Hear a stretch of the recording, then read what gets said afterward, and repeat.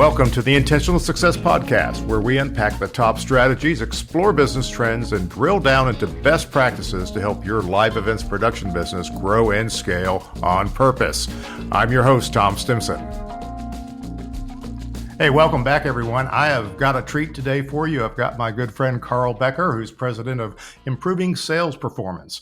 Now, Karl's a consultant like me, but he helps companies build high-performing, highly functional sales organizations, and he's really good at it. I've watched him do it, right? Karl and I go way back. We've shared a lot of clients together. He was a frequent guest speaker at my Jumpstart workshops, and he's going to be joining me again for Jumpstart in Dallas on November 9th. Now, today, we're here to talk about, among other things, his new book, Iceberg Selling. So, hey, welcome, Karl. Thanks, Tom. I really appreciate that. I think over the years, all the different adventures we've gotten in have been really fun. And I think fundamentally, we both are really, really excited and good about helping people change. And I think when it comes to whether my book, Iceberg Selling, or just working with sales teams or individuals, it's really about a lot of the inner game as well as just kind of high level selling. How do we communicate? How do we perform better? How do we get our message across? How do we connect with people? So I'm thrilled to be here and kind of just share some thoughts as we get close to Jumpstart. Well, I want to hear more about the book, but since we do spend some time working in the same industry, and I know you have clients in other industries, but that just means you bring a lot of knowledge and a lot of experience to the folks in the live events world. What are you seeing in the live events world right now? So, for instance, compared to 2019, how do you see how their sales needs evolved, in this post-pandemic era? What's it like in 2023? Yeah, I think I've been kind of thinking about kind of the evolution of how we sell, what we sell, how we communicate in the live event space. And I think I'm going to oversimplify this, but I think back before the pandemic, a lot of times a customer would show up and they'd be like, hey, I'm going to be silly here. There's a hamburger. This is the hamburger I want.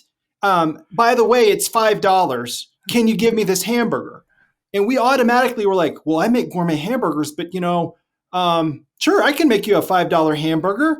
And a lot of times we would just discount it right out and be like, it's the same gourmet hamburger, but instead of selling it for 10, I'm going to sell it for 5. But I feel like at that time we were letting the customer take the lead on what they wanted to buy, not what they needed to buy. And then I think what happened is the world got all shaken up, our industry got shaken up, and then our buyers started to come to us and said, can you make a hamburger for me? I think I want a hamburger, but do they even still exist? And you could go, well, I actually... now in this world, I make this really great hamburger, and I also have this other type of hamburger, maybe virtual or hybrid or whatever. But that we started to take control of the conversation because the buyer was kind of, they didn't know what they could buy. Right. And by definition, we had to start asking outcomes. What are you trying to do? And now I feel like we're kind of in this area where it could either go both ways, but hopefully we're still going, you know what?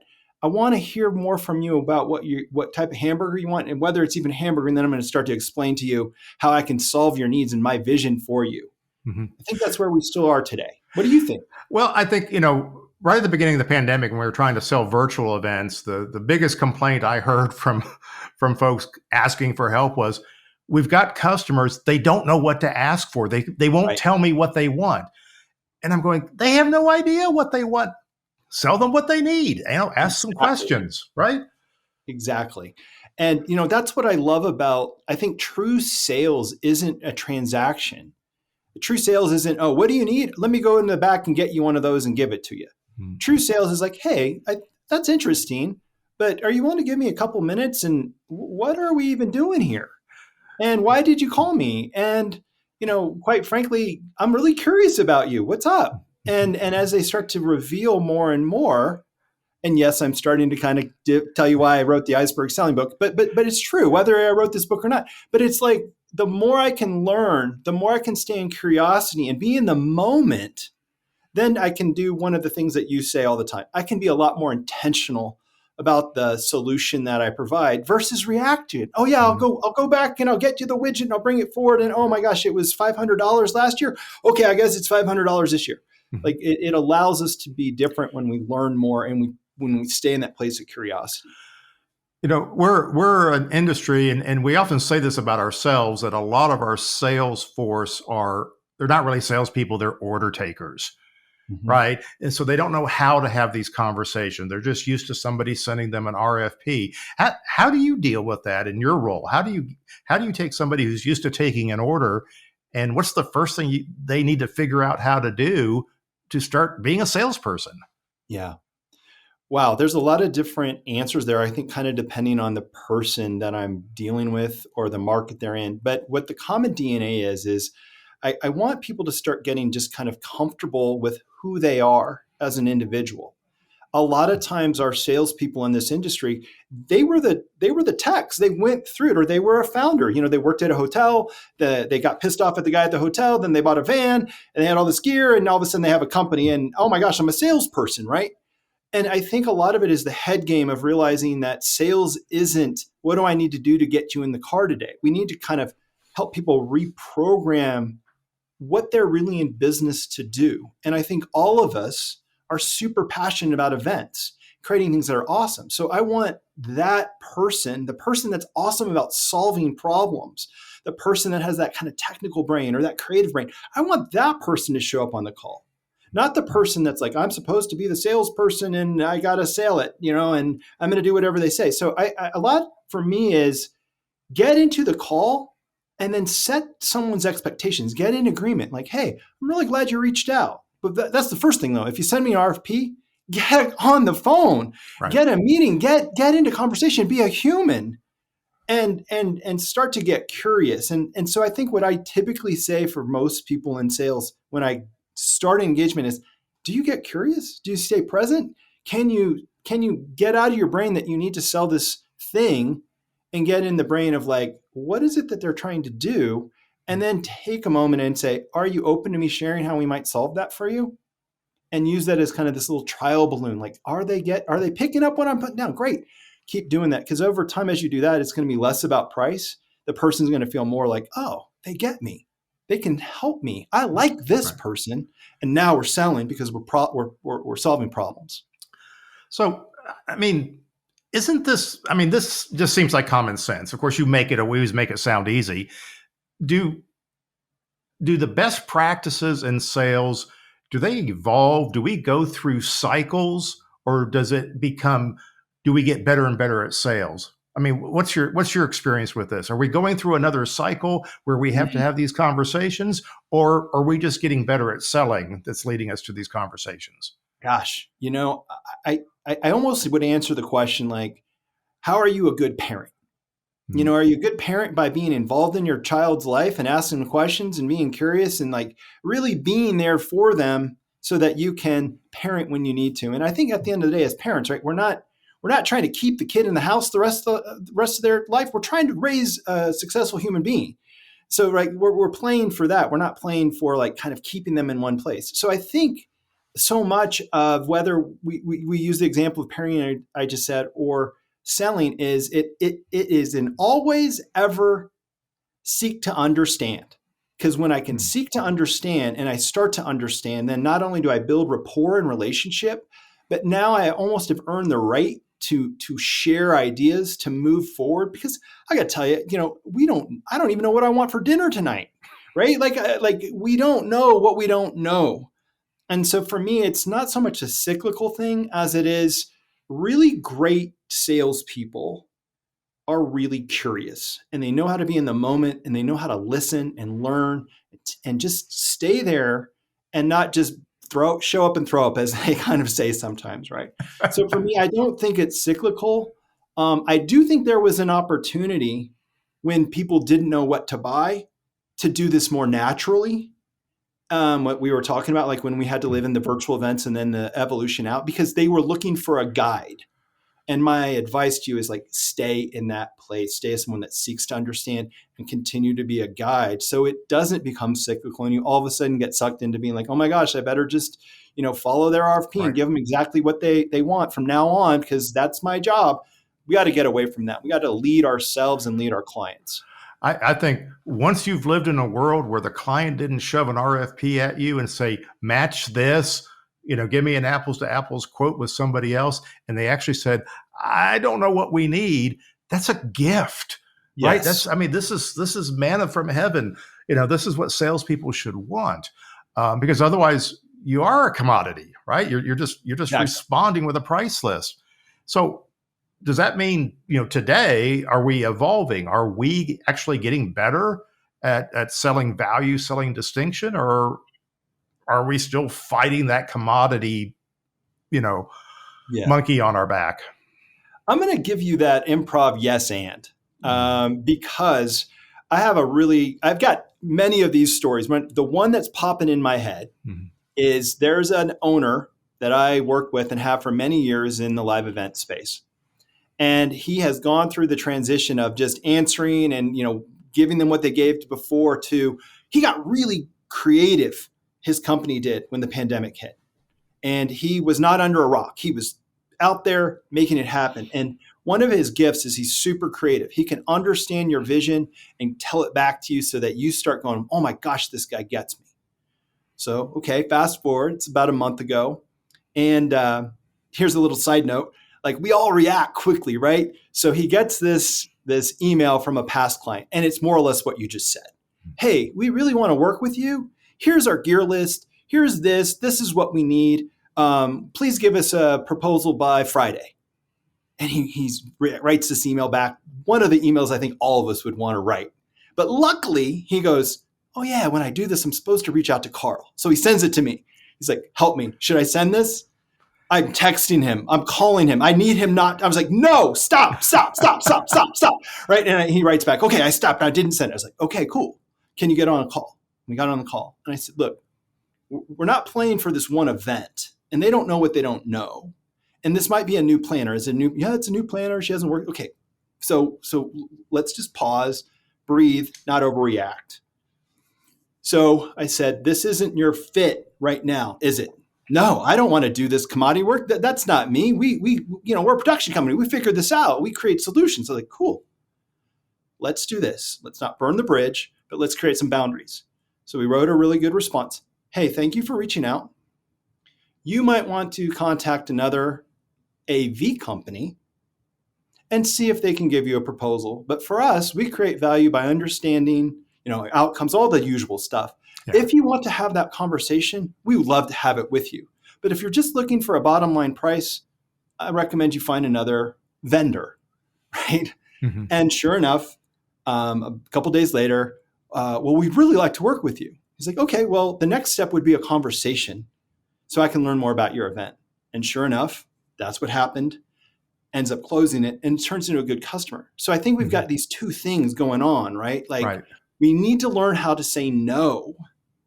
And we also need to learn, if we're going to say no, though, we need to be able to say no, but. Yeah. No, but you could go over here, or no, but this is how I could help you. Mm-hmm.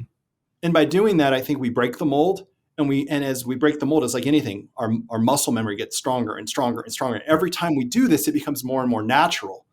And before you know it, there you are. You're closing the business you want. So this is a nice segue into your book, Iceberg Selling. So I'm guessing in that example, this buyer being a new planner or new to this event, there's a backstory there that your client needed to extract. Exactly. Before making a decision about whether or not to do business with them. Tell me more about that.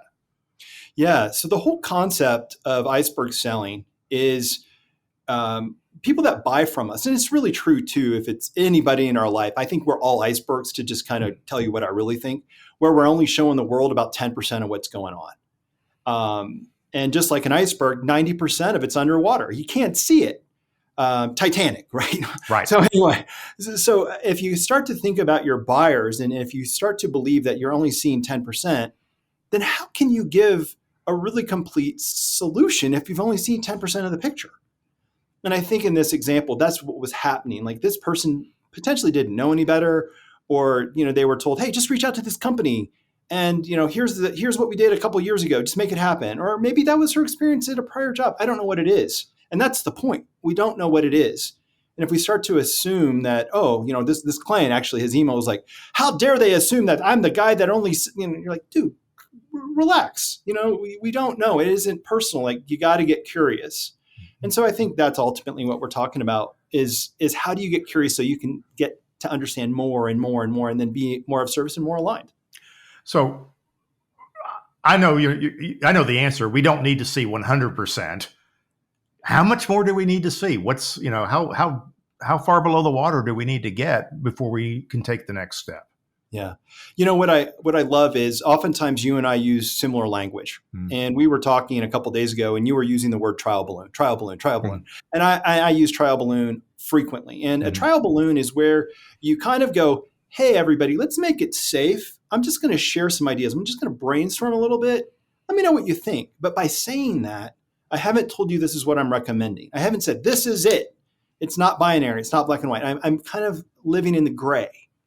And so the person who's about to hear me goes, oh, he's living in the gray. We're brainstorming. This is kind of fun.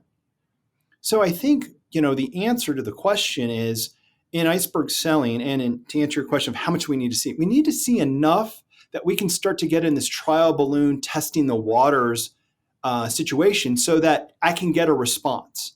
Hey, does it sound like this? Would uplighting work? Would this work? Do you want a virtual element? Should we be streaming? Are you recording? What is it? And as you start to tell me more, now we're starting to explore more of the iceberg together. And we might not need to see it all because you start to tell me exactly what you want. And at that point, we move into solution. So what I'm hearing, what I'm getting out of this is that we need to have enough of a conversation and build enough trust and rapport to have permission to what if. Yes. And if I've developed enough of the relationship that I can float some trial balloons, okay, now we can get to that part of the iceberg where we know that we can move forward. Exactly. Wonderful. One of the things I mean, you have some great stories in there, and the one that touched me the most was Tim's story. And Tim, I think he was a business owner. He was very uncomfortable selling, and he was struggling to close and things because he had a very negative attitude about salespeople. And you helped him delve into that, and you discovered it was really about his dad's feelings about salespeople, and he felt like he was disappointing his dad by being a salesperson. Now, do you encounter a lot of reluctance for people who are in obvious sales roles who reject the idea that they are in sales? Yes. Yes. So do I. Every industry, but I think in the live event space, it's a more prevalent because I think we're accidental salespeople in this role. Like I did not wake up one day and go, I want to be a salesperson. I woke up and said, I want to create events. And then one other day I woke up and said, oh my gosh, I'm on my own. And all of a sudden I'm having to sell in order to kind of feed my family and make this business grow. So we've got a lot of accidental salespeople. So yeah, I think there's a lot of head trash we all have around what is sales and what does it mean if I'm a salesperson. And we disguise it, right? We're in solutions. We're in business development. We're in partner negotiations or customer partner, success. Customer success. Yeah, that's the because we all feel like we're going to be one of those guys on those movies that they're entertaining because they're entertaining, but like we don't want to be that person. We don't want someone to sell to us like that. But to me, once we break through and go, wait a minute, sales is about being of service and listening and learning and providing knowledge that the other person didn't have and a path forward. Yeah, I'm selling, but I'm not selling like I am in the movies, Right. Yes, the Glenn Ross scene, Exactly. Sell. So the idea, the concept of selling, the concept of being a salesperson or in sales the title's really kind of meaningless. It's really about what's the process you're in at the moment. Right. So are people rejecting this moniker of being in sales because they think they have to go out and find new business? Is that part of it? Yeah. You're opening up kind of a bigger question where I think a lot of times, especially in, I'm going to say smaller size businesses, 10, 20, 50, even 100 people companies, We think a salesperson is like a Swiss Army knife. They can do all these things. Mm-hmm. They can go find leads. They can network. They can take the current account and farm it up. They can ask for referrals. They can this, they can that. And it's like, we got to kind of, first of all, say, what are we trying to do? And realize sales is a generic word like Kleenex or tissues or something like that. Like you got to get more specific when you start to realize the problem you're trying to solve. But back to kind of the reluctance we have of putting the sales hat on or being seen as a salesperson is I think we've been ingrained that sales equals I'm convincing you to do something you don't want to do, and I'm trying to get as much money out of your pocket as possible. And nobody likes salespeople, and I want to be liked, and I want to provide solutions, and I want to be valued for all the knowledge that I have. And if I'm in sales and I'm just trying to get people to sign on the dotted line, I'm not that person. And that's where this is crazy, because every business owner, you're a salesperson. You had to sell your employee to come work for you. You had to sell your first client to hire you, even if it was your best friend. Mm-hmm. And so sales to me is just helping someone understand you can help them and you're the right person or the right company. Well said. Well said. So, kind of following up on the example you gave earlier, about responding to an RFP, why do so many salespeople respond to a new opportunity just by cranking out a proposal instead of having that additional discovery or some other form of engagement? I mean, it's got to be more than just the head trash. What's keeping them from taking that step? Is it training? Is it fear? I'm going to say yes to everything. And, first of all, I love salespeople. I'm a salesperson. You do. I am probably the number one fan. But I think sometimes we become our own worst enemies. It's kind of like when you watch your favorite football team and the other team didn't win, they lost against themselves. And you're like, I can't believe this, right? I think sometimes salespeople lose against themselves. It could be lack of confidence. It could be where they worked before. They weren't allowed to do a certain thing. Like, well, don't talk to this customer because I've worked with them before, but I want you to answer the RFP. What? How do I answer an RFP if I can't communicate with someone or at least try? So I think a lot of it is we've got these bad habits, lack of confidence. We've got these triggers from our past, and as a salesperson, that's part of it. The other part that I'm going to say here that's going to probably frustrate a lot of salespeople listening is if I'm answering RFPs, I look busy. Yeah. And I'm not owning my own success. I'm mailing it in. And I know that might sting. And some of you listening might be like, I can't believe that guy just said that. But in my book, I talk about ownership thinking and drivership mindset, an ownership mindset and a drivership mindset. And it's like, are you owning your own success? And if you're the salesperson who's just answering the RFP, you're not owning your own success. Well, I'm going to be real with you right there. Yeah, and I say something similar because I can also be unpopular, which is if you're answering RFPs, why do we have salespeople? Right, because that is classic order taking. So there's no sales work, there's no relationship development going on there. There's no finding the ideal customer. We're not doing anything to improve the value. We're just churning out some numbers. But I'm also hearing you say that just like we need to get to, below the water with our prospects, see a little bit deeper into the iceberg, we're all icebergs. Do salespeople need to do a better job of sharing what's under their iceberg or get under their own water in front of their customers? Absolutely. I think a lot of times we hear things like, are you being candid? Is this a safe environment? Are you transparent? Those are the words we use. But I think what we're really saying is if you show up in your true self, honestly, what you're excited about, who you are, how you see the world, and you share that, what it does is it enables the other person to do the same thing. And, you talk about, can salespeople be leaders? Can you lead the change? And the answer is yes, because if you start to show up and you're willing to share, more about you, you're actually making it safe and encouraging the other person to do the same. And at this point, it kind of becomes like a ping pong match in a healthy way. I'm going to tell you something, you're going to tell it back to me. And after we do this 3 or 4 times, we've built rapport. We have a very different relationship than the people just answering the RFPs, right? Or the person that just said, tell me the date, how, budget, send me your gear list from last year and I'll get you a proposal. We are separating ourselves tremendously. So I absolutely believe you've got to be open to sharing who you are if you want other people to do the same thing. But I wrote a great cover letter when I sent the proposal back. Exactly. I put it in the body of the email and everything. Exactly. Right. So in your book, you shared a personal story. I call it the feral dog story because you really trashed your own dogs there.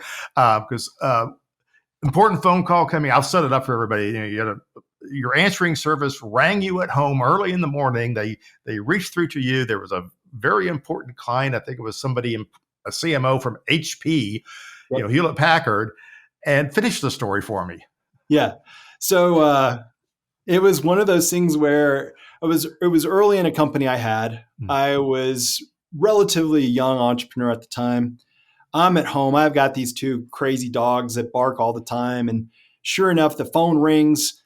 It's the answering service. And I'm like, give me, 30 seconds. They're like, I can't. Like the switchboard is lighting up. We're putting him through. And I was like, count to 3 and do it. So I open up the door to the back deck. I reach in, grab a bunch of biscuits, throw it out, and out the dogs go. I close the door. And luckily I was like, hi, this is Karl. Thanks for calling. Can we talk? And so, it's funny because I can still hear the dogs and see the dogs in my mind. But ultimately, right, I needed to be at a place where I could be present and make sure that person, got recognized. And that's why, you answer an email quickly. You don't, if you get a voicemail or text before the end of the day, you don't go, I'll just get them in the morning, right? You got to stay current and present with the people that want to talk to you.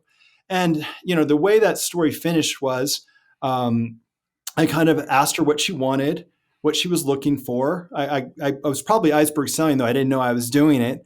We started to I said, how'd you find me? It was referral. So I got to talk about that. Like, well, what did you like? What did they tell you I did?